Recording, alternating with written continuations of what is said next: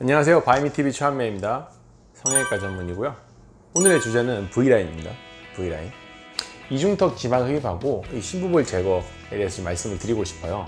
이 두 가지 시술이 사실 제일 유명하죠. 이중턱을 이제 지방 흡입을 해서 빼주는 거, 간단하기도 하고 효과도 좋기도 합니다.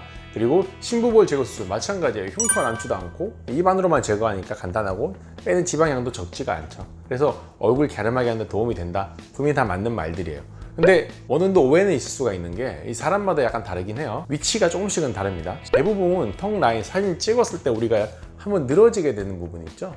마리오네트 주름 바로 주위로 해가지고 쌓이는 지방은 대부분이 피하 지방이세요. 그러니까 대부분 피하 지방이기 때문에 심부볼 제거만 단독으로 했을 때는 도움이 크지 않겠죠.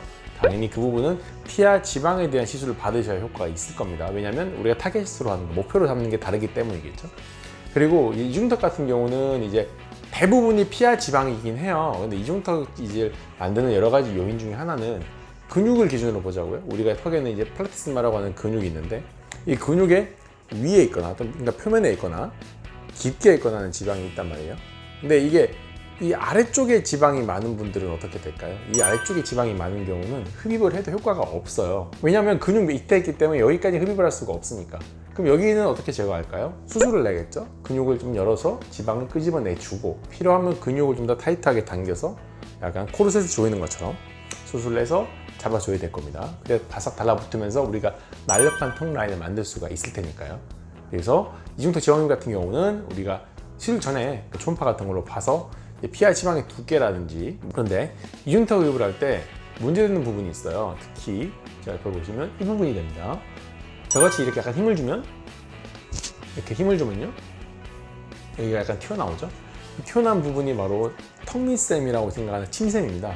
보통 이제 아래 턱뼈를 일부 제거해 놓고 나면 이 밑에 있는 이 뼈 아래에 숨어 있는 이 침샘이 좀 더 도드라지시는 분들이 있어요.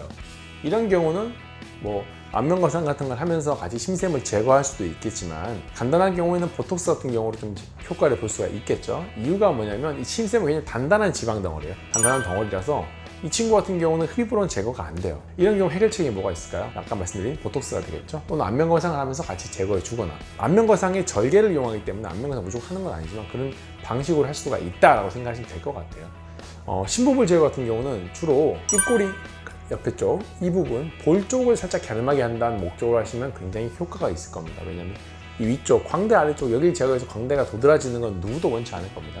그렇기 때문에 이 입 주위, 이 부분이 약간 이제 패이게 되면서 좀 살 빠진 것 같다, 또 얼굴 라인이 좀 갸름해진 것 같은데, 이런 효과를 누리신다면 굉장히 좋으실 거예요. 근데 다만 심부볼 수술 하나만으로 해서 만약에 울퉁불퉁한 턱 라인을 싹 한 방에 이렇게 생각하시면 조금 오해가 있을 수 있고 만족 못 하실 확률이 큽니다. 그러니까 이런 거에 대해서는 미리 상담 받으시고 필요하다면 수술관의 초음파 같은 걸 통해서 미리 확인하고 수술을 받으신다면 훨씬 만족도가 올라갈 거라고 생각을 합니다. 자, 그럼 오늘도 구독과 좋아요 부탁드리면서 영상 마치겠습니다. 감사합니다.